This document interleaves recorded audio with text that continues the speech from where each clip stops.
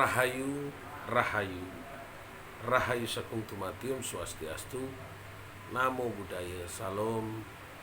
Wong wilahing mastana musidam sekaring kono langgeng. Assalamualaikum warahmatullahi wabarakatuh. Pemirsa Cahaya Batin, pintu gerbang kesadaran bangsa Nusantara.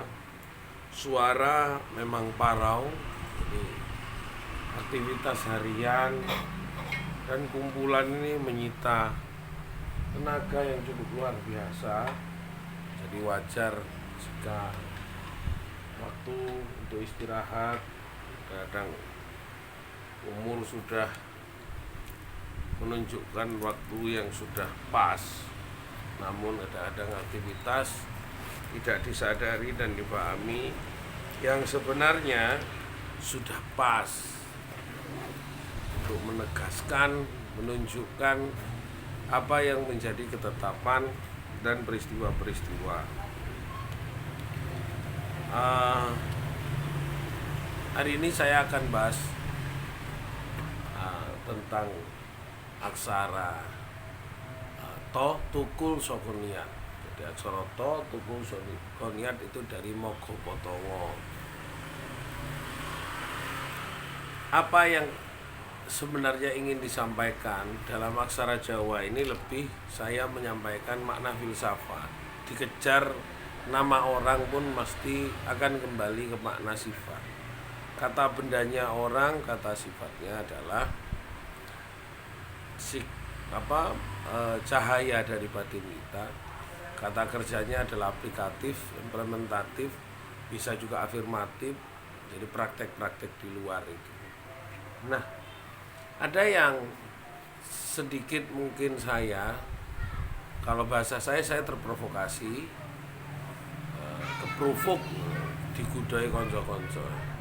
Ada salah satu kawan, seorang aktivis media, lebih banyak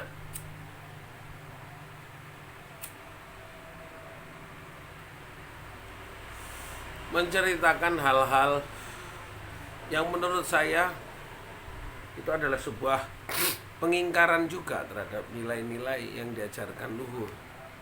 Lebih banyak memposting keberadaan atau keluar biasaan Belanda dalam menjajah bangsa kita dalam bentuk asing, tulisan. Jadi dia lebih bangga menceritakan orang asing menjajah negeri kita. Dan dia lebih banyak mengundang orang asing untuk melihat kita.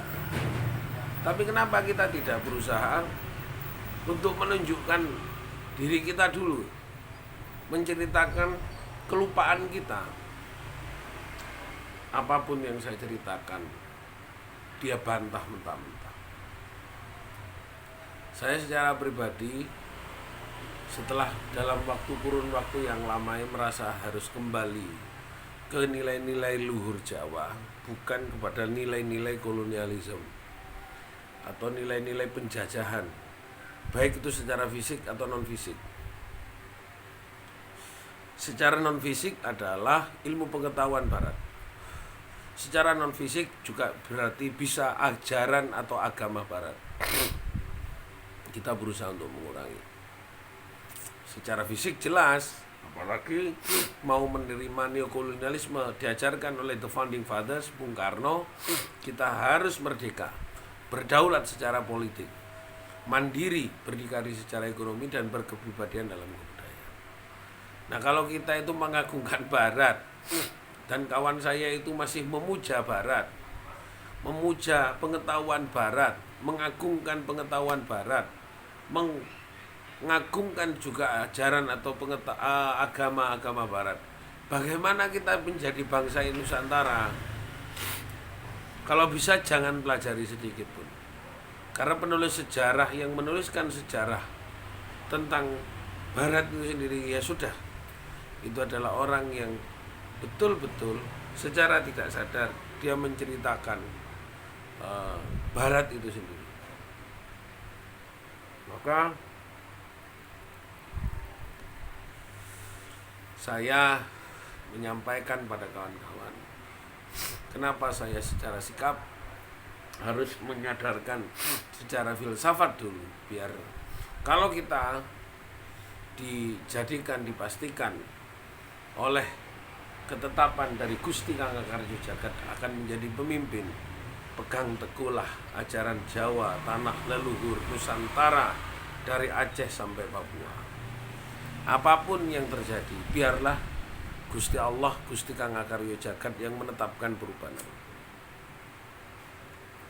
Jangan ingkar, jangan berkhianat pada Nusantara.